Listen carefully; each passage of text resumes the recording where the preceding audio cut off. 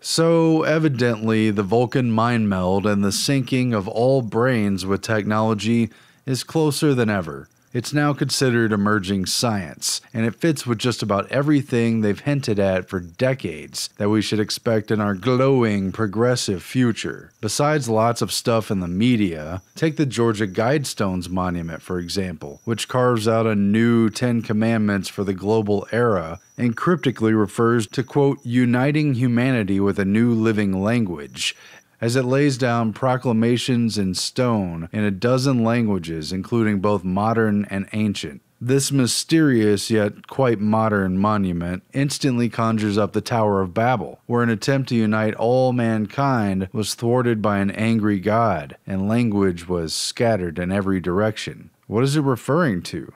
A new living language. Is it the internet, the repository of the global brain, the marketplace where communication is instant and information is a commodity of constant exchange? Does it have anything to do with our brainwaves themselves, the signalers of a coded language inherent in all human beings that underlies our native tongues and other shared dialects? In the Minds of Men, we accurately noted that Norbert Wiener and his associates were decoding EEGs in the brain via their brainwave autocorrelator and developing something of a Rosetta Stone for this native language of the brain, which is the only truly non-symbolic language that's known at all. The ability to use real-time EEG data analysis to read the brain and to write the brain. In chimpanzee Batty, brainwaves telemetered from the left and right amygdala were received and automatically analyzed by an online analog computer. This instrument was instructed to recognize a specific pattern of waves. The computer was also instructed to activate a stimulator. Each time the waves appeared, radio signals were sent to Patty's brain to stimulate a point known to have negative reinforcing properties. Electrical stimulation of one cerebral structure was contingent upon specific EEG patterns in another area of the brain. For a long time now, neuroscience has been decoding and reprogramming the brain. As we mentioned in the Minds of Men, the 50s, 60s, and 70s proved the utility of automatic computer-driven behavior corrective signals sent to the brain, which were responding to incoming data being harvested from the brains of subjects and then telemetered to the autocorrelator. It was an eerie two-way process of detection and correction, especially in the context of aberrant behavior from emotionally disturbed mental patients and etc. Fast forward back to now, where among the latest developments coming to market and being reported in the press are devices that can read EEGs from the muscular motor speech center of the brain and detect the words that one thinks of or plans on saying, which can then synthesize that speech more or less accurately at a breakthrough rate of 150 words per minute. The proof that you are seeking is not available in books. The proof that you are seeking is not available in books. The proof that you are seeking is not available in books. Shipbuilding is a most fascinating process. Shipbuilding is a most fascinating process. So the breakthrough here is that they've got higher words per minute by reading the center of the brain that sends instructions for moving the tongue, jaw, and mouth to actually speak the words, rather than reading the speech center of the brain, where they've already made progress, but it's much slower and has so far only yielded 8 to 10 words a minute, not nearly fast enough to keep up with human speech. But by reading the muscular center, what the tongue is going to do, they're able to move much faster. Hop, you, and top. As the New York Times reports, the new system, described in the journal Nature, deciphers the brain's motor commands, guiding vocal movement during speech, the tap of the tongue, the narrowing of the lips, and generates intelligible sentences that approximate a speaker's natural cadence.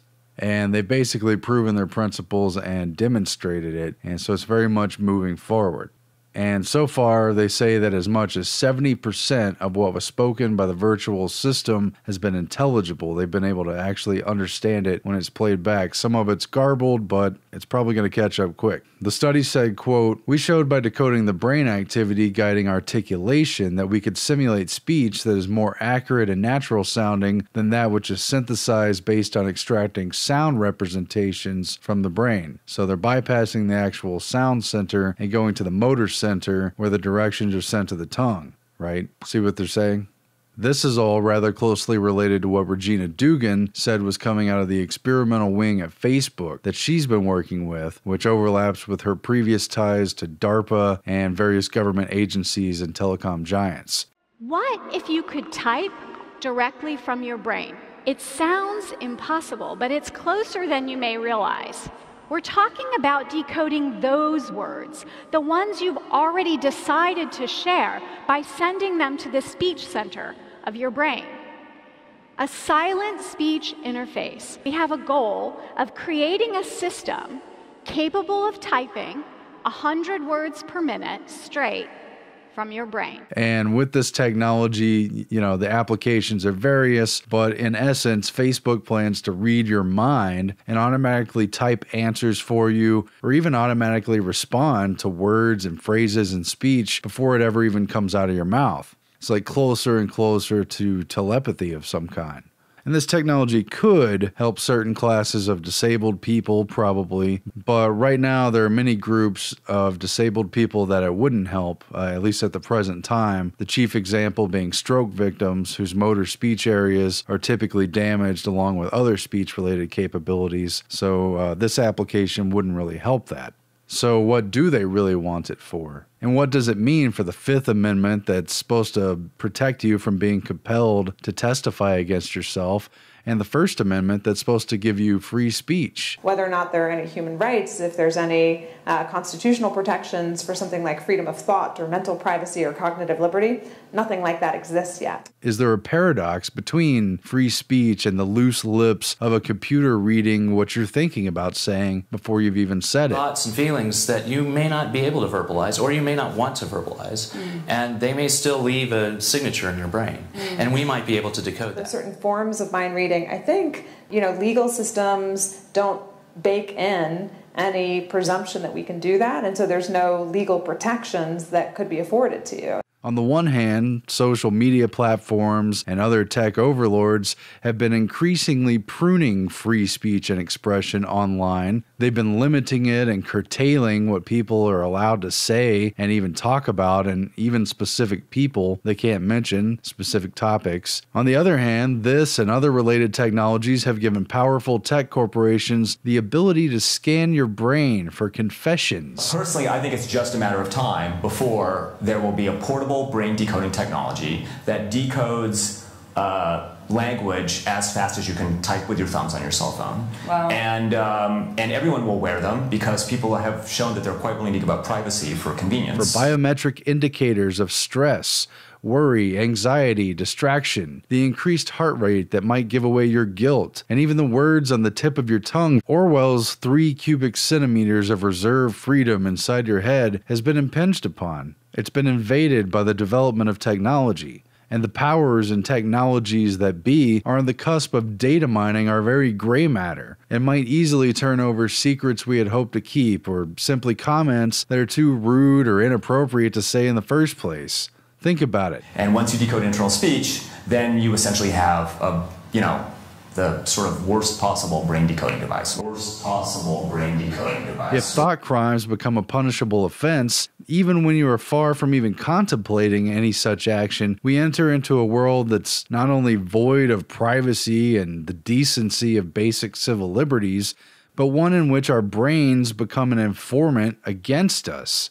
You can't hang on to your seat by playing the bizarro, politically correct rules of language and discourse if your thoughts give you away.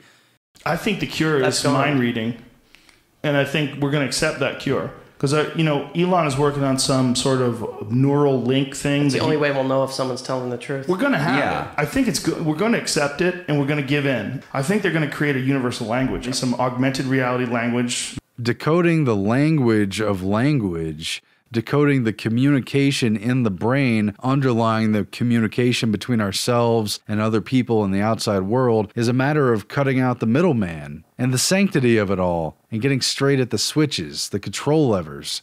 There are even advertisements for 5G depicting a walk down the techno street where two colleagues are communicating in different languages, yet are instantly and effortlessly able to understand and respond to a language that would otherwise be foreign and incomprehensible to them, all with the help of some unseen technology. It's so seamless, the technology disappears. You know what? I do it. Erasing language barriers as we speak. Erasing language barriers as we speak. Blurring the lines between virtual and reality.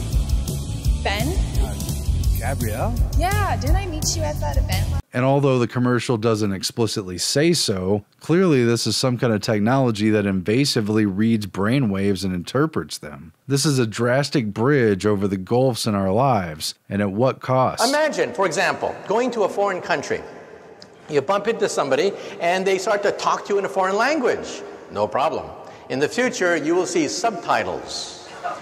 Subtitles of a foreign language in your contact lens.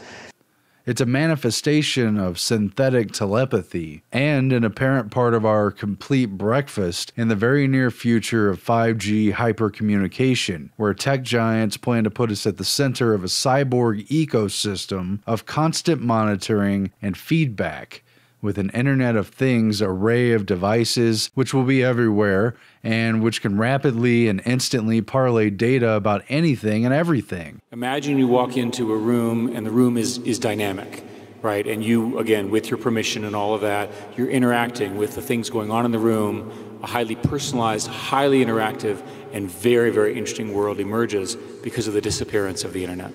And they'll make inferences and determinations about all our behavior, our well-being, and the care and decisions that are increasingly to be made on our behalf by the smarter and smarter devices. Not decisions made necessarily by us, but for us, with us in mind, tailored and geared towards our taste, but not actually chosen by us. Ironically, these devices will begin to disappear. They'll physically shrink down until we forget about them, and yet they'll automate our very interaction with the environment around us.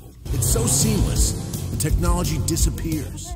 That computer chips will cost a penny, like electricity. They'll be everywhere and nowhere. You will assume the room is intelligent.